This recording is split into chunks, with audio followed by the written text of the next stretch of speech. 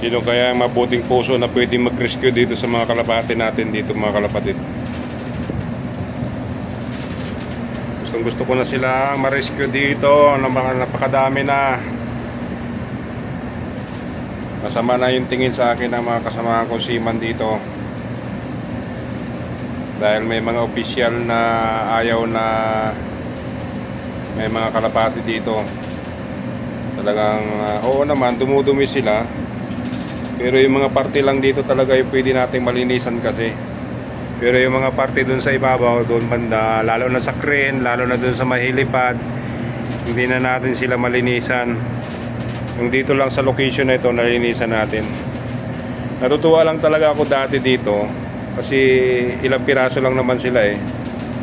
Tutuwa ako, nalilinis ko sila, minsan kinukulong ko sila para hindi dumumi. Pero biglang dumami, nagsabay-sabay silang mangitlog, nanganak dalawa-dalawa, tapos wala pang, hindi pa lumilipad yung kanilang anak, may itlog na naman uli.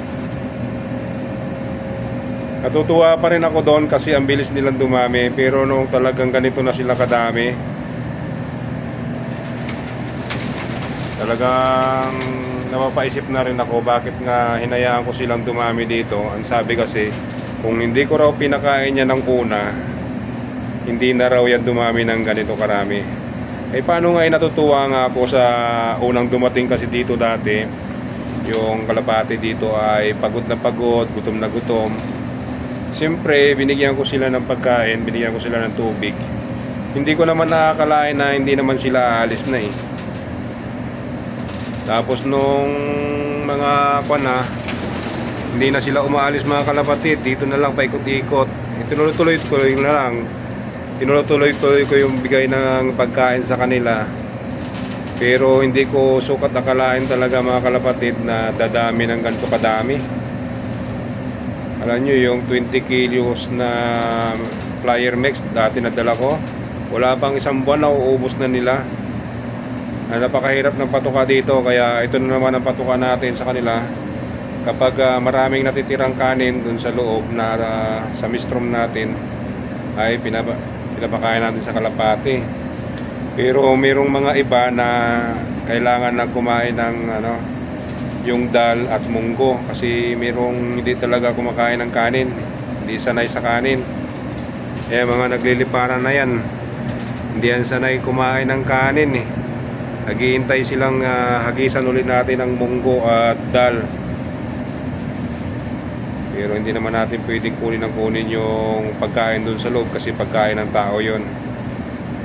Ito ngayon ang sana mayroon tayong mabuting puso na kumontak sa atin at mag-suggest kung paano natin ito madadala sa lupa, lahat-lahat. At sana ay makapag-suggest din kahit na ilang piraso lang at maiuwi natin sa Pilipinas, kasi napamahal na talaga ako dito sa mga kalapati na ito. Ito ang kalapati na hindi ko na naiwan-iwan dito. Bale 6 years na akong hindi umuwi sa Pilipinas. Dahil tuwing magpaplano ako na uwi ng Pilipinas at naiisip ko yung mga kalapati dito na mapabayaan at hahayaan nilang magutom, doon nagbabago ang isip ko, kasi hahayaan talaga nila yan, hindi nila yung pakakainin. Kahit na nakikita na nila dyan na halos nagmamakaawan na humingi ng pagkain, ay hindi nila yung bibigyan kasi ayaw nilang mapagalitan ng kanilang opisyal. Yung mga official lang naman dito na ibang lahi ang medyo talagang hindi makukuha.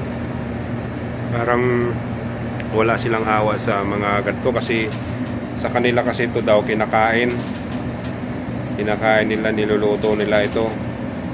Kaya sabi nila bakit hindi nilang daw lutuin. Ay sabi ko, huliin mo at lutuin mo, ikaw kumain mag-isa.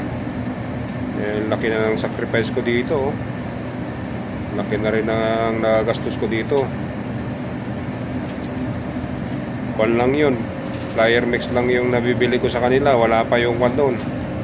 Hindi pa ako nakakabili ng mga vitamins kasi wala naman na nabibili yung vitamins dito katulad. Kasi hindi naman sila pang karera, panglibangan lang, kaya kahit ano lang yung binibigay ko dito. Pero naawa ako kung sakaling iiwan ko sila. nakakapanghinayang din naman. Ayun lang mga kalapatid. Maraming salamat. Bye bye, God bless.